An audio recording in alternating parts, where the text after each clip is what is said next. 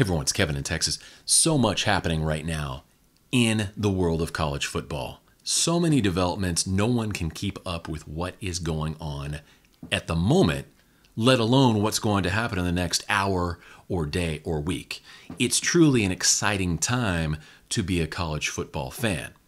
So some of the more interesting things I have seen in the past week in the world of college football. One of them would be the SEC Media Days. This is the first SEC Media Days I've really paid attention to as a college football fan. Typically, my interaction with the Southeastern Conference has been on the field. I want to see what's going on the gridiron. But as a Texas Longhorn fan, I wanted to get behind the scenes this year and see exactly what my university and what my team is getting itself into. So I took a look and I watched Commissioner Sankey's State of the Conference speech, as well as the Q&A session that happened afterward. And I can say this, I am very impressed. I am extremely impressed with Commissioner Sankey. Not only is he an extremely intelligent human being, he's also very articulate, and he has a great vision for the landscape of college football. Now, it doesn't hurt that he opened his remarks with a reference to Jeff Spicoli from Fast Times at Ridgemont High. And if you would ask me, hey, do you think the SEC Commish is going to reference Spicoli? I never would have said yes on that. I never would have guessed that. So it was cool to see that he has a great sense of humor as well. Now, one of the more interesting things that Commissioner Sankey discussed at SEC Media Days, the SEC conference schedule moving forward. And it appears as if, after the conference expands to 16 with Texas and OU, they will move to a 9-game single division conference schedule. So there won't be an East or a West division anymore. There's just going to be one division of 16 teams. Each team will play 9 conference games. And it looks like each team will have, of those 9 games, 3 permanent opponents every year. Now, at first I was a little skeptical of this setup, but I've had some time to think it over, and now I'm a little bit more optimistic. Now, as a Texas fan, I can tell you right off the bat, the 3 teams I want to see are Oklahoma, Arkansas, and Texas A&M. After your 3 permanent opponents are put on the schedule, the remaining 6 games are probably going to be really, really, really good because you're going to have teams like Alabama and Georgia and Florida and LSU working their way through your conference schedule. And in this 9-game conference schedule, the way that it's being discussed at least, your team will play every other team in the SEC at least twice every 4 years.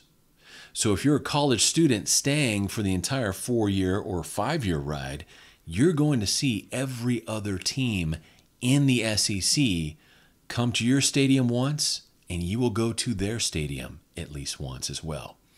So it's an interesting setup. I think it's going to be very attractive for fans as well as advertisers and streaming and TV providers. Even more curiously, though, and even more interesting than that, is the fact that this kind of schedule opens up the possibility of an internal playoff, an SEC-only playoff. I could see the SEC saying, you know what, we're just going to have our own playoff. We're going to have our own 4-team playoff within the confines of the SEC. And based on the pure concentration of programs they have in the league, the amount of quality blue chip programs within the Southeastern Conference, they could pull it off, and it would be very, very good. So be on the lookout for that, the possibility of an internal SEC playoff developing in the near future. But I think the more interesting story after SEC Media Days is the propaganda war going on between Big 12 and Pac-10 writers.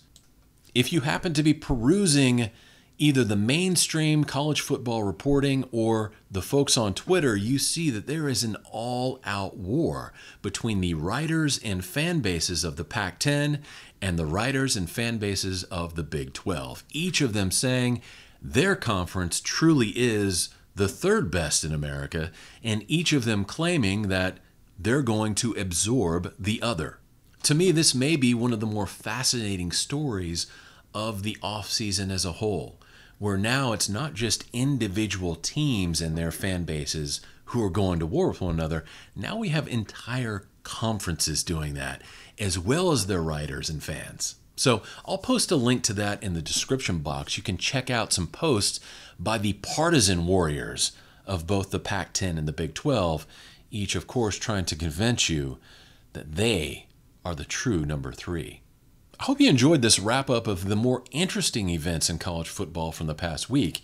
This is Kevin Newsom coming to you from Houston, Texas, wishing you well, and God bless each and every one of you. And I'll catch you next week.